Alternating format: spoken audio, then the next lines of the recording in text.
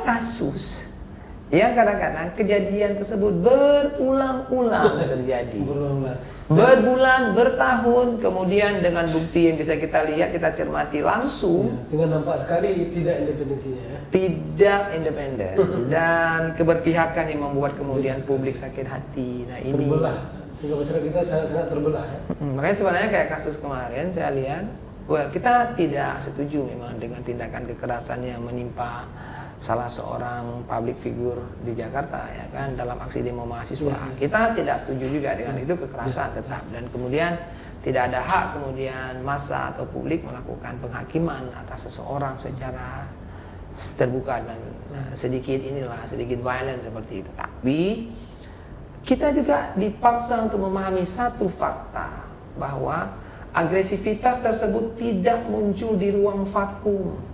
Itu muncul karena memang sudah berulang kali pemerintah seperti membiarkan. Pemerintah seperti tidak mengambil sikap, tidak mengambil tindakan, yang memaksa publik mengambil tindakannya sendiri. Itu disebut dengan, kalau kita pakai teori hipotesis ya, frustasi dan agresif, frustration and aggression hypothesis. Hipotesis frustasi dan agresi gitu loh. Orang tidak akan bersikap agresif kalau bukan karena dia sudah sangat frustasi. Frustration and aggression hypothesis. Keluhan-keluhan dia tidak pernah didengar gitu ya. Nah makanya kadang-kadang kita lucu kita bicara soal moderasi gitu loh. Pemerintah mengkampanyekan kita harus berpikir moderat, nggak boleh radikal, kita nggak boleh kemudian bersikap intoleran, dan kita harus memahami keberagaman dan segala macam. Ingat, kampanye itu, promosi itu, sikap moderasi juga harus dibarengi dengan sikap konsistensi dalam penegakan hukum. Kemudian menjawab rasa keadilan publik. Jangan kadang-kadang satu kelompok menyiarkan ujaran-ujaran kebencian secara terbuka, tidak hanya tertulis, bahkan audio, video dan segala macam, jelas terlihat orangnya, lalu kemudian pada dia tidak dikenakan pasal moderasi. Begitu kena kelompok-kelompok tertentu, umat Islam atau siapapun lah yang marah pada kondisi itu, baru moderasi, lalu menyatakan perlawanannya, dikenakan pasal moderasi ya. Kamu tidak moderat, kamu radikal, kamu intoleran, kamu militan. Jadi ini yang sebenarnya gitu loh. Jadi bagaimana kemudian kita ini kan digiring ke arah proses radikalisasi massa yang itu tidak akan terjadi kalau bukan memang ada proses pengkondisian oleh struktur. Nah ini yang sebenarnya sangat disayangkan. Makanya sebenarnya hari ini semua pihak diminta untuk aware pada persoalan ini. Ini persoalan kebangsaan. Kemudian semua lembaga, akademisi, tokoh masyarakat, tokoh adat gitu loh. Dan kita berharap di Aceh juga tidak muncul tindakan-tindakan yang memang mengarah pada proses penghakiman massa. Ya, sehingga tidak jadi bahan orang ya. Betul, tapi juga kita harus pada saat yang sama pemerintah memiliki tanggung jawab untuk memastikan bahwa ada rasa keadilan yang dihadapi oleh masyarakat. Ya. Saya mikir itu. Luar biasa Bang Fajran. Kemudian juga saya ingin bacakan sedikit aturan yang ada dalam standar program siaran. Terkait dengan siaran ini mungkin saya mau pandangan Bang Fajran ya. Jadi dalam SPS ini yang dibuat tahun 2002 oleh KPU Pusat pada bab 28 tentang siaran pemilihan umum dan pemilihan umum kepala daerah, pasal 71 ayat 3 disebutkan bahwa program siaran dilarang memihak salah satu peserta pemilihan umum atau pemilihan umum kepala daerah. Ini kan berarti isi aturannya seperti ini aturannya. Tapi fakta di lapangan kita melihat bahwa banyak lembaga penyiaran yang dimiliki oleh para elit-elit politik ya kan? Jadi kira-kira dengan realita dan fakta seperti ini, apakah terlalu sulit kita menuju ke arah netralitas lembaga penyiaran ini kira-kira? Atau memungkinkan kita, atau mungkin ada yang memungkinkan atau sulit, gimana kira-kira? Memang agak sulit, tricky memang hal tersebut, agak sulit. Tapi paling tidak kan KPI berusaha untuk terus mendorong, mengingatkan, mengawasi supaya lembaga-lembaga penyiaran yang relatif dimiliki secara swasta ini, dimiliki oleh person yang kita tentu nggak bisa terlalu banyak mencampuri kebijakan internal. Saya ambil contoh dulu tahun 2017 ya, ketika Pileg pada waktu itu, Pileg 2019 ya kan. Waktu itu kan Metro TV kebetulan ya kan dikritik oleh para netizen karena keberpihakan dia kepada partai tertentu. Kita tahu kemudian bahwa ada partai yang berafiliasi ke Metro TV ya, gitu kan. Walaupun kemudian Metro TV juga melakukan klarifikasi bahwa mereka mengatakan bahwa kami tidak memihak, tapi kemudian publik juga bisa menilai kok bahwa ketika si A yang disorot lebih banyak waktu yang diberikan, ketika si B ya biasa-biasa aja. Kan bisa dihindari karena memang kebetulan kuasa media itu memang seperti itu gitu. Dan negara pun tidak memiliki media yang relatif membumi ya. Ini contoh. Dulu TVRI menjadi salah satu referensi ketika kita kemudian bingung mencari mana media yang tidak memihak misalnya. Lalu kita merujuk, oke, kita punya TVRI, TV-nya negara yang relatif independen dan kemudian adil terhadap semua kontestan. Karena berharap pada media swasta memang berat. Sekarang gimana kita mengatakan bahwa mereka tidak boleh memberikan framing lebih kepada ownernya gitu loh? Agak sulit. Misalnya katakanlah otomatis orang seperti Haritanu dia punya media, pasti media-media dia akan memberikan framing yang lebih kepada Perindo misalnya, wajar itu. Kemudian Metro kepada Nasdem misalnya, atau media-media lainnya lah. Cuman sekarang tugas KPI adalah paling tidak memastikan proporsionalitas, walaupun tetap saja akan subjektif. Walaupun tidak ideal sekali, tapi mendekati titik ideal. Paling tidak kan owners dari media tersebut atau partai yang berafiliasi dengan media tersebut sedikit aware, dia tertahan dikit ya, untuk kemudian tidak terlalu berlebih-lebihan. Ini kan sulit, saya pikir nggak usah kita tadi pada konteks yang lebih global lah. Di Aceh pun kita juga punya beberapa media, ya, media radio maupun media cetak atau media online yang itu dimiliki oleh person-person, baik dia berafiliasi kepada partai maupun pada individunya, yang juga melakukan istilahnya praktek-praktek seperti itu, mencoba mendongkrak elektabilitas dirinya. Pada saat yang sama dia juga akan menekan elektabilitas pihak lawannya. itu masuk akal gitu loh. Jadi saya lanjutkan bahwa dalam SPS ini pada pasal 4 pada N4 pasal yang sama, itu pasal 71, disebutkan bahwa program siaran dilarang dibiayai atau disponsori oleh peserta pemilihan umum atau pemilihan umum kepala daerah kecuali dalam bentuk iklan. Nah, itu aturan yang ada dalam SPS ini. Jadi kecuali dalam bentuk iklan yang boleh. Jadi di luar iklan sama tidak boleh. Jadi ini aturannya seperti ini Bang Fajar. Yang dibolehkan secara aturan negara dalam SPS ini berarti dalam bentuk iklan. Ini bunyinya, ini saya juga membaca jadi ternyata yang dibolehkan iklan dalam bentuk iklan, di luar iklan sebenarnya tidak boleh. Dan untuk sementara aturan ini masih berlaku. Kecuali nanti sedang proses revisi, kalau ada perubahan di sini nanti kita lihat kan, tapi sementara masih berlaku dan jadi patut jadi perhatian bersama. Jadi menurut Bang Fajar ini gimana nih? Pertama gini kan, agak sulit mengontrol soal iklan tadi itu. Itu kan persoalan bagaimana kemudian media atau perusahaan-perusahaan advertising itu juga akan berkompetisi untuk mencoba mengambil keuntungan sebanyak-banyaknya. Mereka memberi ruang bagi siapapun yang ingin beriklan sebanyak mungkin, selama mungkin, sesering mungkin. Dan kita kan agak sulit kemudian melarang orang bahwa kamu nggak boleh nih iklan terus gitu kan. Tapi kalau memang satu sisi dia punya uang, kemudian dia mampu membiayai cost dari iklan itu, dan kemudian dia juga berkepentingan untuk meningkatkan popularitas dan elektabilitas, dia akan invest kan.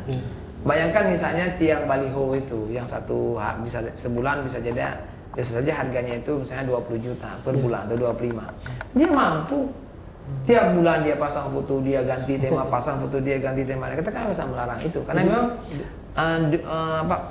perusahaan advertising juga melakukan pendekatan bisnis aja gitu loh.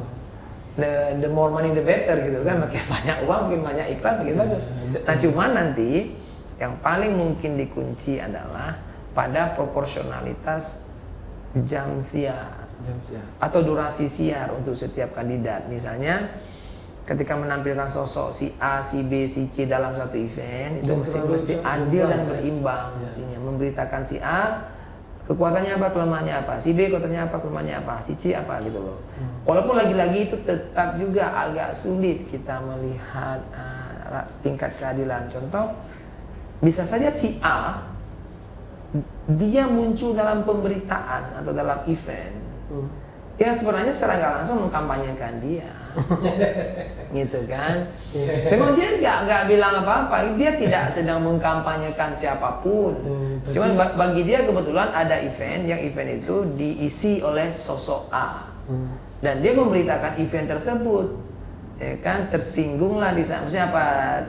Tercoleklah nama kandidat yang memang terlibat dalam kegiatan itu. Jadi kan sama saja. Jadi memang sulit kalau memang kita mau bicara yang disebut dengan total justice ya, yang balancing benar, adil, betul bagi semua. Dunia mungkin Paling nanti kan yang bisa dilakukan oleh komisi ini adalah mencoba mendekati titik keadilan itu ya. Paling tidak secara proporsional lah ya, maksudnya durasinya sama, kemudian waktu tayangnya juga punya kesempatan yang sama ya, seperti itu. Ya, luar biasa Bang Fajran, sangat mencerahkan sekali. Saya pun jadi cerah kepala saya habis dengan penjelasan ini ya. Saya ingin bacakan lagi aturan yang ada dalam pedoman perilaku penyiaran para pemirsa semuanya. Dalam pedoman perilaku penyiaran yang dikeluarkan oleh KPI Pusat pada bab ke-29 ya, tentang siaran pemilihan umum dan pemilihan umum kepala daerah, pada pasal 50 dijelaskan bahwa, mari kita simak satu persatu sehingga ini jadi panduan bagi kita. Yang pertama, lembaga penyiaran wajib menyediakan waktu yang cukup bagi peliputan pemilihan umum dan atau pemilihan umum kepala daerah. Dua, lembaga penyiaran wajib bersikap adil dan proporsional terhadap para peserta pemilihan umum dan atau pemilihan umum kepala daerah. Ini seperti disinggung Bang Fajran tadi, harus proporsional. Tiga, lembaga penyiaran tidak boleh bersikap partisan terhadap salah satu peserta pemilihan umum dan atau pemilihan umum kepala daerah. Empat, lembaga penyiaran tidak boleh menyiarkan program siaran yang dibiayai atau disponsori oleh peserta pemilihan umum dan atau pemilihan umum kepala daerah. Jadi nggak boleh ada siaran itu dibiayai oleh satu pasang kandidat, kecuali iklan seperti bilang tadi. Yang kelima, ayat kelima, lembaga penyiaran wajib tunduk pada peraturan perundang-undangan serta peraturan dan kebijakan teknis tentang pemilihan umum dan atau pemilihan umum kepala daerah yang ditetapkan oleh lembaga berwenang. Jadi ini memperjelas apa yang disampaikan oleh Bang Fajran tadi. Memang yang lembaga penyiaran harus proporsional di dalam pesta demokrasi tahun 2024 tadi, dan juga setelahnya kapanpun ya, karena ini sebuah nilai-nilai yang kita harapkan terus membumi di negara kita, dan maka kita mewujudkan negara yang beradab, ya, adil, aman, makmur, sentosa. Nah, bagaimana komentar Bang Fajran antara aturan yang ada ini dengan fakta di lapangan? Mungkin bisa disampaikan ulang. Aturannya sudah bagus sekali, cuma sekarang tantangannya adalah bagaimana aturan ini tersosialisasikan.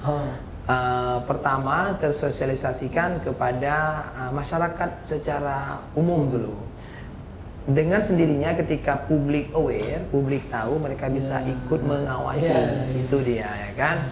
Mereka bisa ikut memantau, ikut mengawasi, ikut mengingatkan, kemudian buka aja ini apa kotak-kotak pengaduan atau apapun lah, biar mereka bisa berpartisipasi, atau hotline number yang dimana mereka bisa adukan persoalan-persoalan atau temuan-temuan lapangan. Jadi ada public education di sana.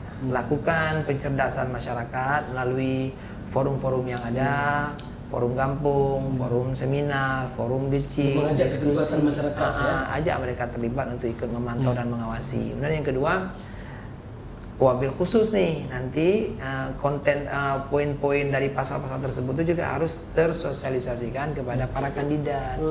Kerjasama aja dengan KIP nanti atau dengan Bawaslu misalnya, bahwa semua kandidat harus tahu pasal-pasal yang diatur itu, karena Terus terang tidak semua orang tahu sebenarnya. Dan tidak semua orang berkepentingan juga membaca itu gitu loh. Mungkin hanya akademisi saja mungkin yang membaca gitu loh, atau para peneliti, orang-orang yang bekerja dengan dekat dengan kegiatan-kegiatan dunia siar misalnya yang baca, lain kan enggak. Jadi sehingga kadang-kadang masyarakat nggak tahu. Jadi ketika dia lihat, yuk JTBTB kayak gitu misalnya kan, jadi masyarakat punya hak dengan ini. Misalnya dia bisa melaporkan bahwa janganlah dia terus gitu. Jadi saya aja Bang Fajran jujur aja baru baca ini setelah jadi komisioner, baru tahu aturan ini. Banyak terkejut ternyata aturan ini sangat ideal walaupun di lapangan ternyata lain lagi. Jadi kadang-kadang kita ketika kita pelajari ternyata memang sering kita jumpai hal yang paradok kontras di lapangan ya. Antara realita dengan idealita itu seringkali memang terjadi seperti itu ya. Paling tidak kan hegemoni kelompok-kelompok tertentu atau pemilik media atau kapitalis atau siapapun lah gitu loh yang berada di belakang kandidat itu kan geraknya sedikit terhenti dia karena memang ada pengawasan dari masyarakat, dan masyarakat juga dia cerdas bahwa dia berhak untuk mendapatkan konsumsi berita yang adil dan berimbang atas semua calon. Jadi dari yang Bang Fajran sampai ini saya simpulkan bahwa ada pekerjaan rumah yang sangat besar bagi KPI menjelang 2024 nanti ya. Betul. Oleh sebab itu apa pesan terakhir mungkin Bang Fajran? Apa pesan terakhir dari Bang Fajran kepada KPI Aceh, KPI di lainnya di Indonesia, dan itu kepada KPI pusat? Boleh satu-satu, boleh sekaligus semua. Boleh. Atau sekaligus saja lah, karena memang kan KPI ini kan dia struktural ya, dari pusat mungkin ke provinsi bahkan kabupaten atau paling tidak begini ya kan. Satu, dalam kondisi yang normal memang tugas KPI itu kan memantau konten dari atau bahan siar lah, baik radio maupun televisi. Tapi karena ini kita akan menghadapi pentas demokrasi ke depan, paling tidak juga ekspansi pengawasan itu tidak hanya berhenti di sana, tapi juga pada memberikan ruang yang proporsional pada semua kandidat, termasuk memonitor muatan pesan atau visi misi yang dipublikkan oleh para kandidat. Jangan sampai nanti kandidat memberikan pesan-pesan yang mengandung unsur-unsur provokasi atau perpecahan bangsa dan segala macam. Jadi itu penting, dan evaluasi itu, monitor itu, pantau itu, bahwa pesan-pesan yang disampaikan oleh semua kandidat di hadapan publik yang disiarkan juga mesti pesan-pesan yang menenteramkan dan menuju pada arah penyatuan bangsa, menghindari polarisasi Indonesia yang sudah terpolarisasi cukup dalam ini kan. Jadi bahasa-bahasa, katakanlah publik sekarang mengenal istilah apa cebong, kampret, kadrun, whatever lah, itu sudah cukup lah itu dalam wacana-wacana yang memang non formal atau informal. Jangan masuk dalam wacana ketika tayangan resmi, ketika berita resmi, nggak perlu lagi muncul istilah-istilah seperti itu. Lalu gunakan momentum untuk melakukan sinergi ya. Jadi kan KPI juga perlu membangun sinergi lebih jauh dan lebih dalam dengan penyelenggara pemilu nih, dengan KPU atau KIP di Aceh atau Bawaslu misalnya, dia ada di provinsi maupun ada di Aceh, untuk ini ya mencoba mencari celah mana yang bisa disinergikan terkait pengawasan misalnya. Bawaslu ada pengawasan secara umum, tapi kemudian KPI mungkin melakukan pengawasan khusus pada konten-konten yang akan disuarakan oleh para kandidat, atau para caleg, atau siapapun lah yang akan menjadi peserta pemilu, saya pikir. Luar biasa sekali masukannya Bang Fajran. Insya Allah akan kita jadikan bahan kajian bersama, akan kita tindak lanjuti insya Allah. Mudah-mudahan kita senantiasa diberikan kesehatan dari Allah ya, mengawal perjalanan bangsa ini sehingga sampai kepada cita-cita yang kita inginkan. Jadi sebuah negeri yang baldatun thayyibatun wa rabbun ghafur. Terima kasih banyak Bang Fajran ya atas waktunya. Sama-sama. Para pemirsa semuanya, alhamdulillah kita sudah berada di penghujung waktu. Terima kasih banyak atas perhatian bersama, dan mari kita berharap mudah-mudahan negeri kita semakin baik. Dan pada masyarakat, pada siapa saja Anda yang menonton siaran ini, mari kita tingkatkan partisipasi kita dalam rangka melakukan pengawasan isi siaran radio dan televisi, sehingga dengan demikian kita sudah ikut menjadi orang-orang yang berperan dalam mengarahkan bangsa ini ke arah yang lebih baik. Kita tutup pertemuan kita pada sore ini dengan doa kafaratul majelis. Subhanakallahumma wa bihamdika asyhadu an la ilaha illa anta astaghfiruka wa atubu ilaik. Assalamualaikum warahmatullahi wabarakatuh. Waalaikumsalam warahmatullahi wabarakatuh. Sama-sama. Luar biasa. Sangat bercerah.